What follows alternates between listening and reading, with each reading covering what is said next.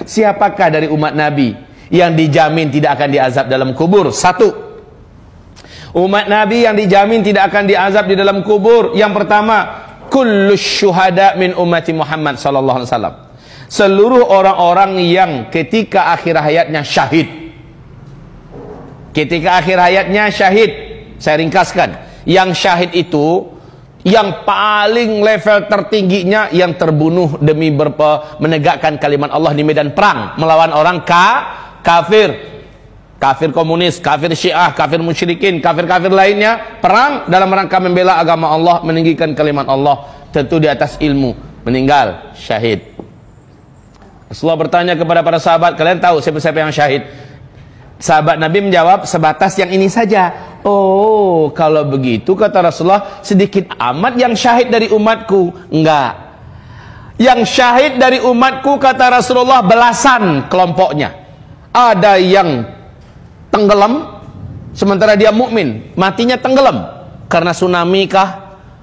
Karena masuk ke dalam musibah, ya intinya maka dia tenggelam, syahid. Ada yang meninggal karena sakit di perutnya, mukmin, dia syahid. Ada yang meninggal karena sakit di kepalanya, mukmin, dia mukmin loh ya, syaratnya mukmin, bukan musyrik ya. Lalu dia meninggal, udah berobat kemana-mana dengan obat yang benar dan halal, enggak sembuh-sembuh, meninggal, syahid.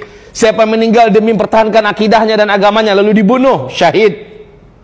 Siapa yang meninggal karena dalam proses perjalanan menuntut ilmu, dia meninggal, baik yang sedang di pesantren atau yang sedang pergi menuntut ilmu ke Madinah, ke Mekah dan sebagainya, atau pergi ke majelis ilmu macam Bapak Ibu, ternyata pulang-pulang meninggal dunia, syahid ya. Ini perjalanan yang mulia. Man kharaja fi talabil ilmi fahuwa fi sabilillah. Siapapun yang keluar dari rumahnya niatnya nambah ilmu, dia ada fi sabilillah.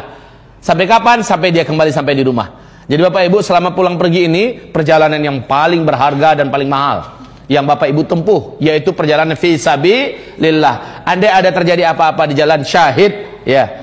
Jadi yang syahid-syahid dari umat Nabi itu amat banyak.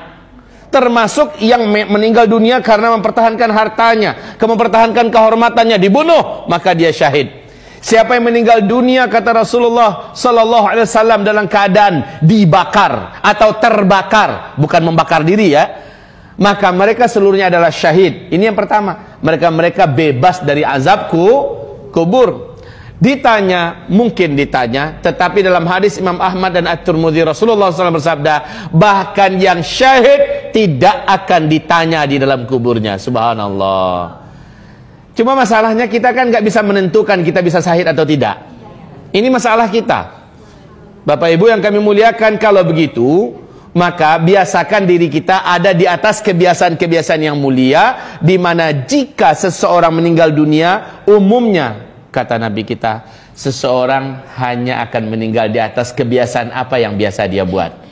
Kalau kebiasaannya baca Quran, biasanya dia meninggal sedang baca Quran. Kalau kebiasaannya puasa Senin Kamis, memang dia rutin, maka sedang puasa itu dia meninggal dunia. Intinya kebiasaan kita lagi ngapain. Kalau kebiasaannya suka ngunjingin orang, insya Allah meninggalnya sedang menggunjingin orang, dan seterusnya. Yang kedua, orang yang tidak akan diazab di dalam kuburnya kata Rasulullah sallallahu alaihi wasallam, orang yang sedang ribat. Orang yang sedang ribat. R-I-B-A-T-H. Kalau bahasa Arabnya ro ba alif to, ribat. Ribat itu sebuah istilah yang hanya muncul dalam suasana perang. Nah, siapa yang begadang, yang jaga, yang ronda, mengawasi gerak-gerik musuh demi mengamankan kaum muslimin ya. Jadi dia ada di perbatasan nih. Itu grup musuh. Iya, ini sementara ini adalah perkampungan muslim, para mujahidin umpamanya. Dia di sini menjadi ronda. Ya, jadi intel mata-mata ya. Lalu ternyata dia terbunuh. Maka dia diharamkan untuk diazab dalam kubur. Haram. Suatu ketika Nabi Muhammad SAW melihat para sahabat-sahabatnya enggan menyelenggarakan jenazah seseorang yang memang terkenal banyak buat dosa. Nyentuh pun nggak mau sahabat, udah ninggal, tapi nggak ada yang mau mandiin, nggak ada yang mau mengapani, Tidak ada yang mau menyolatkan apalagi mengantarkan ke pusara, ke pemakaman. Rasulullah datang, ada apa? Kenapa kalian tidak menyelenggarakan jenazah orang ini? Bukankah dia muslim? Benar ya Rasulullah, dia muslim. Terus kenapa tidak kalian segera selenggarakan? Ya Rasulullah, selama hidup yang kami kenal orang ini dosa yang dia buat, dosa dan dosa. Hampir-hampir kami tidak pernah melihat dia di antara ahli kesolehan. Di masjid mana pernah ya Rasul? Puasa kami nggak dengar dia tuh orang puasa. Dia hanya mengandalkan asyhadu an la ilaha illallah asyhadu anna muhammadar rasulullah. Tapi ya Rasulullah, dosa ini dia buat, dosa itu dia buat, dosa itu dia buat. Semua dosa yang dalam Islam dia buat. Kata Rasulullah bertanya, ada enggak di antara kalian sekali aja jadilah pernah melihat dia melakukan suatu amal soleh setelah dia masuk Islam? Salah seorang sahabat angkat tangan, saya tahu ya Rasulullah. Apa kata Rasul? Dia dengan saya pernah dulu ronda,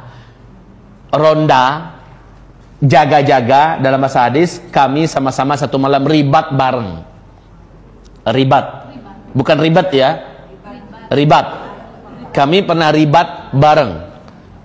Mendengarkan itu, spontan Nabi Muhammad SAW segera dibukanya, ya, langsung dia sing-singkan, ya. Dia menyelenggarakan, melihat Rasulullah menyelenggarakan, yang lain pada nimbrung, sampai Rasulullah ikut mengantarkan jenazah ini sampai ke liang lahatnya. Di situlah Rasulullah berkata, ashabuka yashhadu, ashabuka yaz'um annaka min ahlin nar. Seluruh saudara-saudara, seluruh sahabat-sahabatmu bersaksi dan mereka menuduh engkau adalah ahli neraka.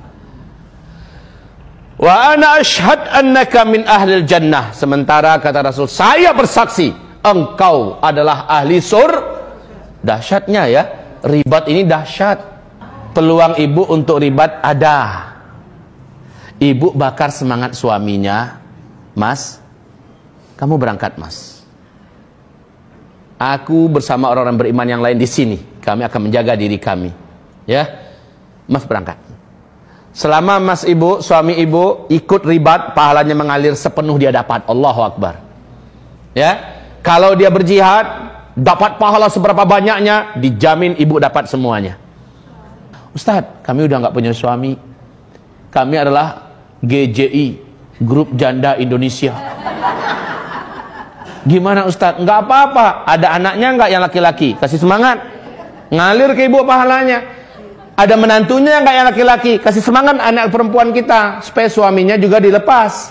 Ya, kasih semangat. Jadi yang para ibu-ibu bakar semangatnya. Ustadz, menantu nggak punya, anak laki-laki nggak punya. Gimana? Biayain orang yang mau. Gitu caranya, maka dapat pahalanya semua. Subhanallah. Ya, siap-siapkan dari sekarang. Nggak lama lagi loh.